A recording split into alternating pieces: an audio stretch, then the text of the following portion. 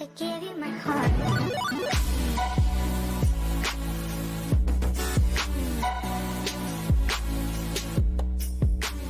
Welcome back. Today we're going to check out Skull and Crossbones on the NES. It originally was an arcade game by Atari that was later adapted into the home consoles. Skull and Crossbones being one of their unlicensed titles, it came in a fitting black case like this, which was very unique.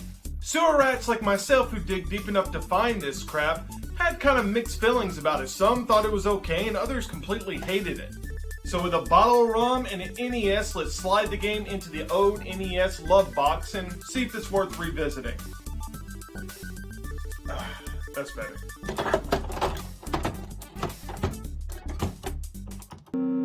So the story goes like this. One Eye, or Red Dog if you're player 2, is trying to steal the wizard's powers. The wizard shows up and kidnaps the princess, shackling her in his dungeon, so now you must take a short but difficult journey to save your princess.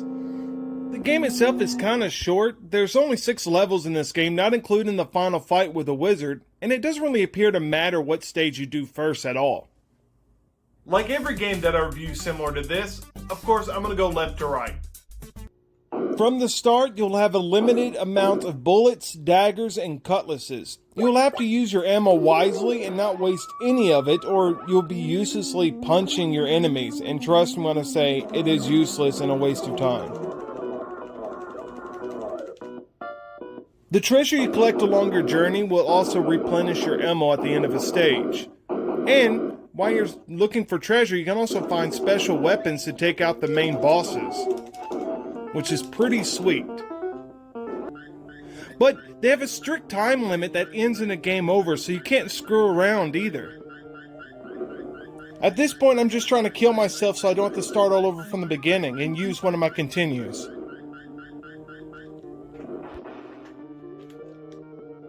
Balls! Great, now it's back to the beginning. There will be time bonuses you'll find that help you out with this, and trust me, you're gonna need them. Onto the game itself, you start on your ship with your princess, as they put it. You have 2 enemies to kill, weapons to collect, and hidden treasure to find. Once you reach the end, the wizard appears, throws you back, stealing your princess in the process, and of course, you starting your adventure. He keeps her provocatively shackled up like a creepy old man. So after replenishing your ammo, you start off on a pirate ship. And you're surrounded by non-stop, responding enemies. The majority of them being rats, which are the easiest to kill with a single shot of anything, or simply stepping on them. The rest of them are just pirate crew, which takes 3 hits to kill. Unless you used a gun, which it kills them in 1 shot. The main thing is avoiding the falling barrels and collect as much treasure and weapons as you can. On every level, you're going to have to kill at least 15 enemies just to be able to get to the level boss. The boss here is the pirate captain, and he's pretty easily killed with just the gun. Once he's dead, you collect all your loot, while avoiding the instant death blocks, the rats that just swarm you. I mean, look, I'm completely pinned in with these 2 rats. It's so annoying. And of course, you got the respawning falling barrels you have to avoid. God! Now it's on to the castle fighting a bunch of rats, guys with mace, and archers.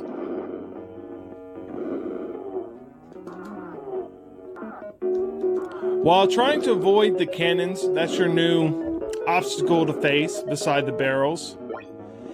And the wizard's magic, which that's the floating orb you see occasionally. It will stun you, but it doesn't do no damage. This is also where you'll find the special wand hidden on this level. And it can be used to take out the executioner pretty easily. Okay, so in between the main levels, as I'm going to call them, you have to go back to a pirate ship fighting stage.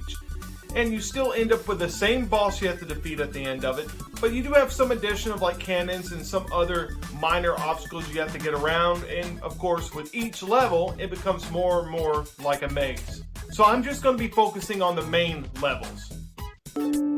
Now we are in China, which I assume we're in China, with your enemies being ninjas. Some with throwing stars, some with melee weapons, and just a complete infestation of rats. This level is where things start to feel a lot more like a maze, and the enemies become not more difficult, but there's just they swarm you. This is where you also find the next hidden weapon to take out the Grand Master. And like all the special weapons, it's pretty easy. Every boss you defeat turns into the wizard, which throws you back, and then you get a glimpse of his dungeon. The last level before you have to fight the wizard is set in ancient Rome as it appears, fighting skeleton warriors that pop in and out of the ground and these stupid red imps that dive bomb you. And this will be the most difficult, frustrating maze you're going to encounter. This is an endless cycle of climbing ladders, fighting off the imps and skeletons just to get across clouds. And as soon as you try to attempt the clouds and you slip off, you gotta start over again at the bottom. And the further you are away from everything, the further it takes you to get back to try to start over again. It's an unfair cycle of hell.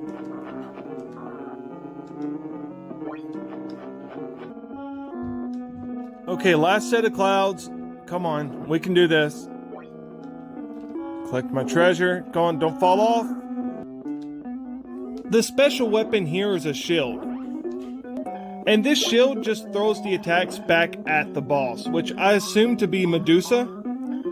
And it just throws her back at her for an easy kill, although it does take a minute to finally kill her.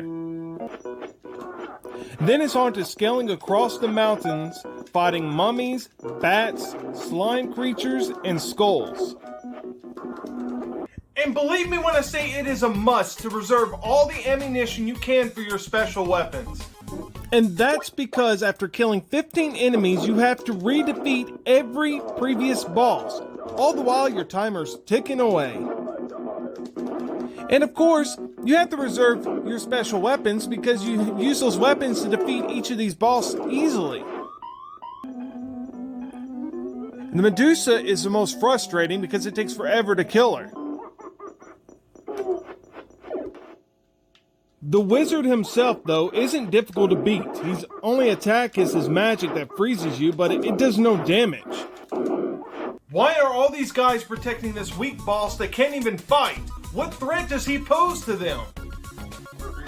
The only real threat is your timer reaching 0 before you can kill him. Come on, it's ticking away. Come on, no! Balls! If you're lucky enough to survive the timer, the wizard himself is easily killed with the gun. It takes several shots, but he can easily be killed. And once he's defeated, you save your princess.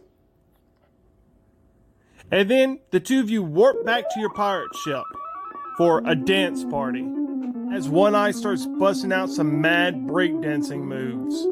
Are you kidding me?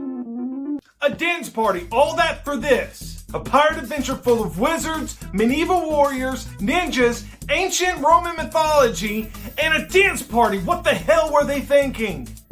In conclusion, I will say the story is unique enough that nobody else would even think about this. The game itself is entertaining and very fast-paced. And although I wouldn't necessarily say it's worth revisiting, I'll play it again. Hey look, that's it. If you enjoy this kind of content, you want to see more like it, please hit that like button, hit the subscribe button, hit the bell notification so you never miss an update. Share this video and play games. Catch you later. I gave you my heart.